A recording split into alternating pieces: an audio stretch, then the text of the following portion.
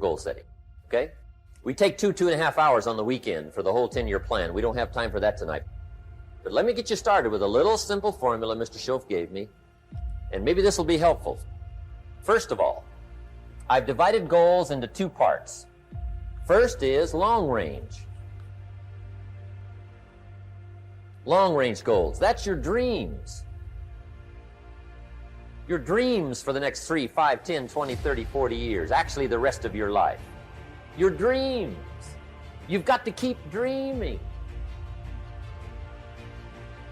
Ronald Reagan, president, said to the joint session of Congress a few weeks ago, "The republic is a dream." And if we don't keep dreaming, we will lose the republic. Your better future is a dream for yourself and for your family. Where do you want to go? What do you want to do? What do you want to be? What do you want to see? You've got to dream dreams, right? Not being on time is acceptable probably, to a lot of people, but some, it's going to cost you. Now, the mind must be nourished. It's got to have good food. Food for thought. Bread for the head, we call it. Yes, you need a slice of toast in the morning, right, for your body, but you need a slice of cassette. A slice of cassette you put in the car system and listen and listen. Let something feed your mind.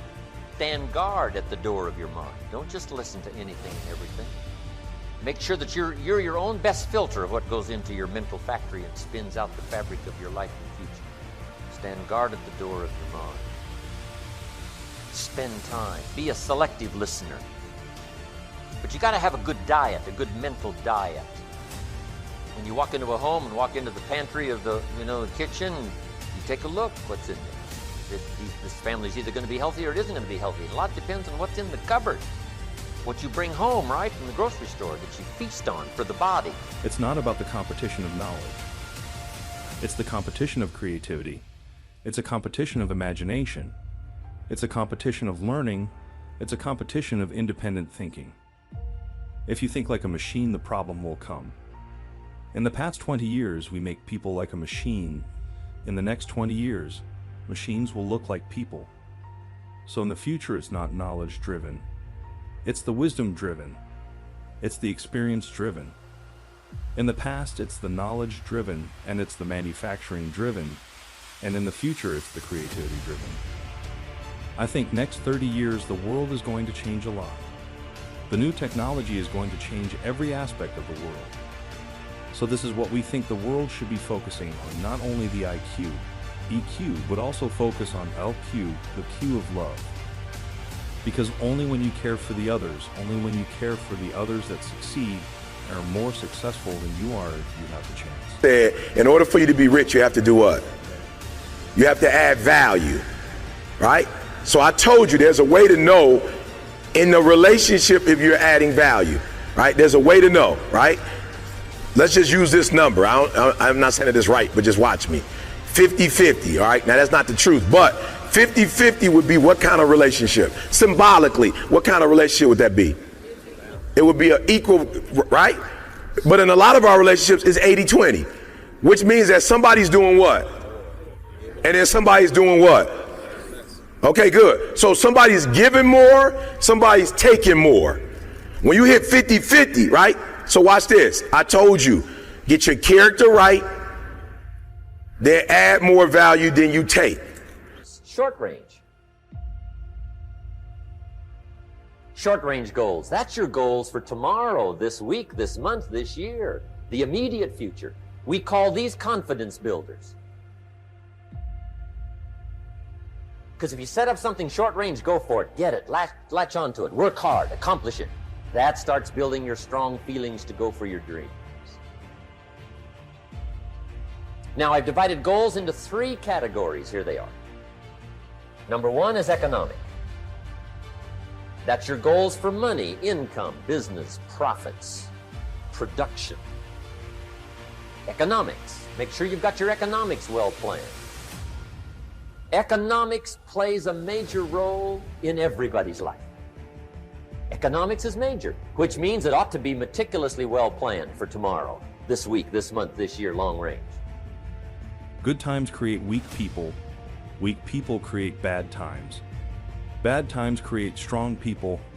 Strong people create good times. My whole thing is leaders anticipate, losers react. If you can anticipate what's coming, you can really take advantage. If you wait till it hits you, you're in trouble. The biggest problem people have is they think they're not supposed to have any problems are the fuel for growth. It's like you don't have any problems. You're either a liar or you might call them challenges. It feels better. I understand that anybody who doesn't have problems, these either totally asleep with the wheel or they don't have much of any kind of life. Commitment to becoming excellent in your chosen field is an indispensable prerequisite for success, that if you are not good at what you do, you haven't got a chance in our competitive society unless you win the lottery. And only the top 5 or 10% are excellent. You must commit yourself to excellence. You must commit yourself to becoming the best. And the wonderful thing is that excellence is a journey. It's not a destination. You never get there. Complacency and satisfaction are the key enemies of excellence. But once you commit yourself to becoming excellent, the whole world opens up for you.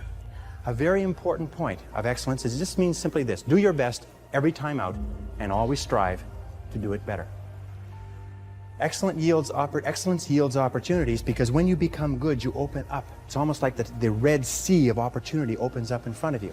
When you become excellent, you come to the attention of people, and people try to get you, and they give you more responsibilities and more opportunities. You see, when we do something well, it gives us a feeling of self-esteem and pride. We feel like a winner. But if we do things in an average way, it doesn't give us anything. Now here's the simple formula for setting goals. It goes like this. A, work on your goals.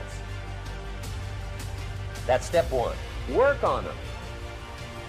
And I put the word work there deliberately. Setting goals is plain hard work. I don't want to kid you. We haven't come here tonight to kid each other. It's work. I know it's work. That's why a lot of people just let it slide. It's work. Many people work hard on their job, but they don't work hard on their future. They just let that slide. And the work involved is making plans. I know most people don't. I understand that. But don't let that be you. Guy says, well, yeah, you work where I work, but the time you struggle home, it's late. You got to eat a bite of supper, watch a little TV, get to bed. You can't sit up half the night. Plan, plan, plan. And the guys be all right.